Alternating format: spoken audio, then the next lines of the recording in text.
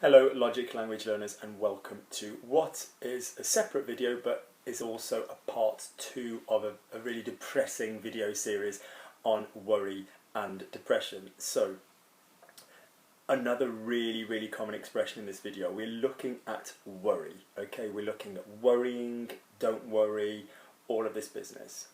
Now,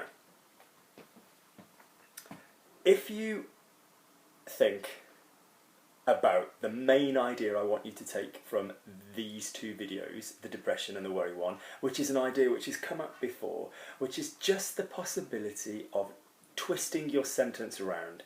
And the really important idea here is to think who is doing what to whom, okay? Who is the instigator of the worry, who's doing the worrying, who is making someone worry, and think how we use verbs in different ways, okay? So basically in English, let's look at the ways we can say something in English first. So I'm worried. Again, notice I'm using an adjective after the verb to be. So worry, worried. I have worried my mother many times with my exploits. So worried is the past, and you are then going to take that past participle and you are going to make it into an adjective. Okay, so I am worried is from the verb to be plus the past tense. Okay. I worry, I am worrying, is me by myself. I'm worrying, you know, oh, I'm really worried. Yeah, I'm really worried about something. And also we have the idea that something is worrying me, or someone is worrying me, which means I have concern for them, but the verb is being used to mean they are a cause of concern and worry for me. So for example, I'm worried about the dog. Let's say the dog was sick. I'm worried about the dog. It's worrying. The dog is sick, it's worrying. The dog is worrying me. Okay? So we've got these sort of three ways of doing it in English. We've got something is actively doing it to me. I am worrying, which doesn't need an object on the end. Or it's worrying as an adjective. Let's now look what happens in French. So, your basic verb, okay,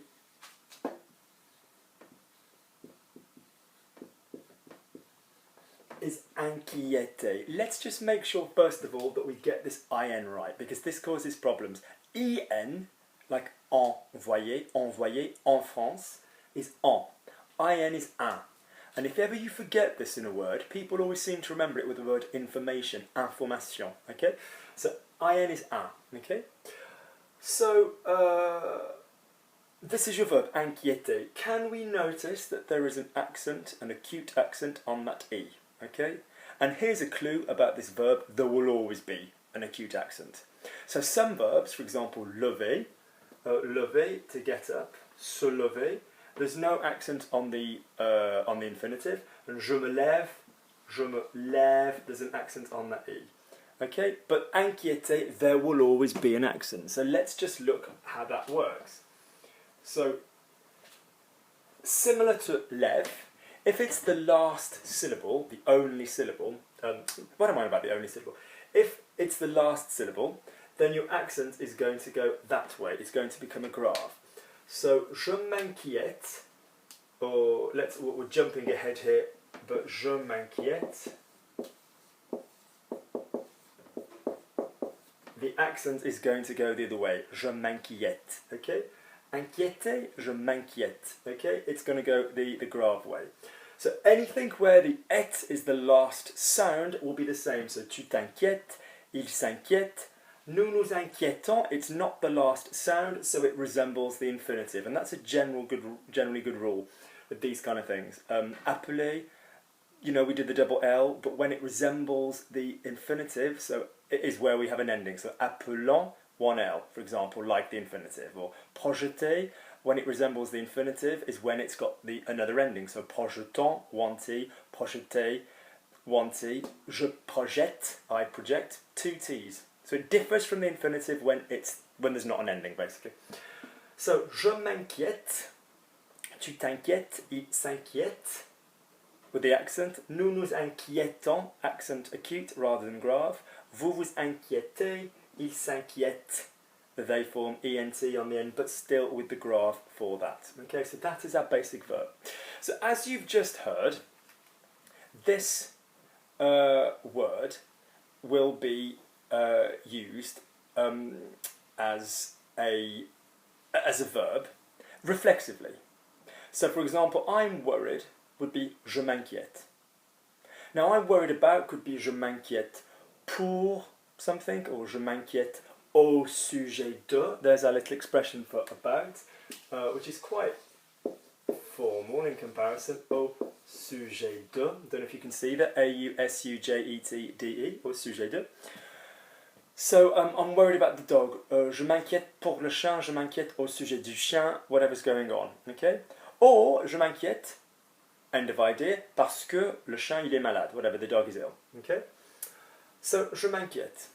You're worried, tu t'inquiètes, il s'inquiète, nous nous inquiétons, vous vous inquiétez, il s'inquiète. Now all of those are reflexives. If you don't basically understand how to do a reflexive verb, which is fine, which is when you do something to yourself, I will pop the link underneath of how to do reflexive verbs, because that's really core technique. So I'd imagine if you're new to this channel, there's a possibility you don't know what that is, but that's very, very, very regular practice in French, and you need to be comfortable with that. So I will pop the link underneath. So, je m'inquiète, tu t'inquiètes. So consequently, it being reflexive, I was worried. You're going to use the same thing. Je m'inquiétais. Tu t'inquiétais. Il s'inquiétait. You're just going to use your was ending on the verb. You're not going to say j'étais and then m'inquiétais or anything silly like that. Okay? So that is one way of doing it. The next way of doing it, okay? The next way of doing it, okay, is to use an adjective which is very, very similar, which is to say, I am, je suis inquiet, which is going to go as far as the T. Je suis inquiet, okay? Or je suis inquiète. Je suis inquiet, je suis inquiet, je suis inquiète. I am worried. So you're going to basically cut off the R, or you're going to cut off the E and the R. So a man would say, je suis inquiet, I'm worried. A woman would say, je suis inquiète. If I'm honest, I tend to say, enfin, je m'inquiète a bit more. Je m'inquiète. I tend to use the reflexive one more. But, yeah, as a statement alone, oh, I'm really worried. Moi, je suis très inquiet. Yeah, I'm worried. There's this idea with the je m'inquiète that you've then got to say what you're worried about. Yeah? So, je m'inquiète pour, je m'inquiète au sujet de, je m'inquiète parce que, you know, you've got this idea.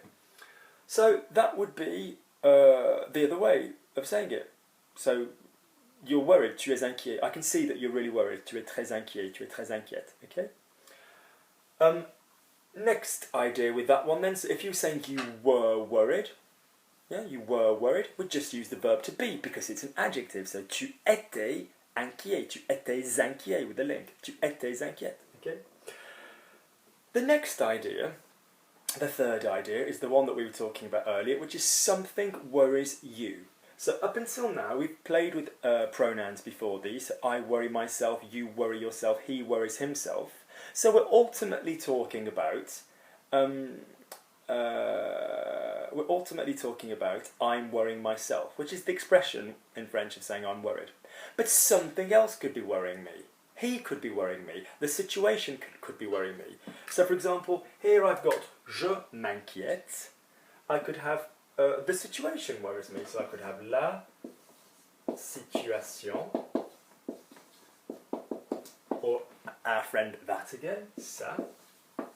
La situation, ça. And then m'inquiète would be exactly the same. M'-I-N-Q-U-I-E-T-E. Ça m'inquiète. Q-U-I-E-T-E. Ça m'inquiète. Oh, ça m'inquiète. That's worrying me. Yeah? La situation m'inquiète. Yeah? So again, you've got this third idea.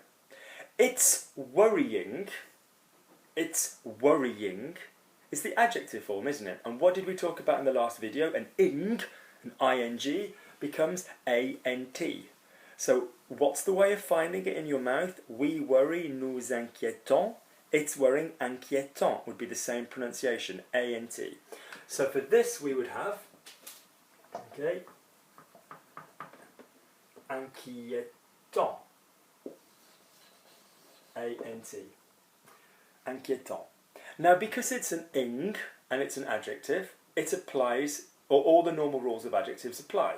So when we use it's, say, yeah, we're going to say c'est inquiétant, or with the link, c'est inquiétant. But the fact of the matter is, if she's worrying, oh gosh, she's not quite right, she's a weird girl, she's worrying, elle est inquiétante. The feminine form of inquiétant would obviously have an E on the end, inquiétante. But what's our law that we need to remember? That when we use it's, say, we always need to use a masculine adjective. Paris is a feminine city, une ville. Yeah, and people talk about Paris as a woman anyway. It's like, in poetry we sometimes talk about a boat being female, or the sea, or what's going on. But Paris is feminine, une ville, yeah? Paris est belle, okay? But you would say Paris comme c'est beau comme ville, because it's as an expression has to be masculine neutral. So it's worrying, c'est inquiétant, okay? Now the version that we would now need, where we use the most of the time with people, is the command form. Now I will pop a video on command forms, or I will do a video on command forms. I think there's one already done. I will stick it underneath. But let's just very quickly look at how we do command forms. Okay. So by command form I mean imperative. So don't worry. I don't really think you'd very often say to somebody, so command forms could be positive or negative. So eat your dinner. Well, don't eat it. I forgot to warm it up. Not really the end of the world for me. I'll eat any temperature. I have enough limitations being celiac. I can't be bothered with temperature. But the fact is, eat, don't eat. We have two forms of the command. And the command form for this verb will more than likely be negative, won't it? Don't worry. Very rarely do we say worry about that. We say you need to worry. Yeah, or you need to worry about him. So we wouldn't really say worry. So what is our law with the command form? Can I quickly remind you? With the command form, we get rid of the subject. Okay. So if I had you eat, tu manges. Okay. The command form would be mange. And we get rid of the S. If I had the vous form, so vous mangez, okay, vous mangez, the command form would be manger, yeah, would be manger. If I had you don't eat, so tu ne manges pas, or vous ne mangez pas, okay, the command form, tu ne manges pas would have the S on it originally, so the command form don't eat would be ne mange pas. The command form of vous would be ne mangez pas. So what we're basically saying is if you have an ER, an A verb, and you're going into the command form, we take off the S. So now let's have a little look at what we're going to do. So, the expression you're worried is, let's stick it here, is tu, no, let's use a big pen, is tu t'inquiètes. Yeah, tu t'inquiètes. You can see that, tu t'inquiètes. That's not very clearly written. I'm going to write it underneath and I'm going to use coloured pen. It's time to bring out the red pen. Tu t'inquiètes. And in fact, we might as well go straight into the negative. You're not worried because we're only going to say don't worry. So, tu ne t'inquiètes pas. And vous ne vous inquiétez pas. Okay? So the sentence, the statement, you worry, tu t'inquiètes, tu ne t'inquiètes pas, you're not worried, or you're not worried, vous ne vous inquiétez pas. So the command form will be, what's the trick? Knocking off the tu and knocking off the vous. But what do we do with the command form and when we have an S, when we have a U form, we take off the S. So that's really just spelling. And hopefully, most of you are remembering that we have an S on the to form anyway. Anybody who's had a lesson with me this week in that level of class, which would include last week, which would include Ginny, would include Stuart, would include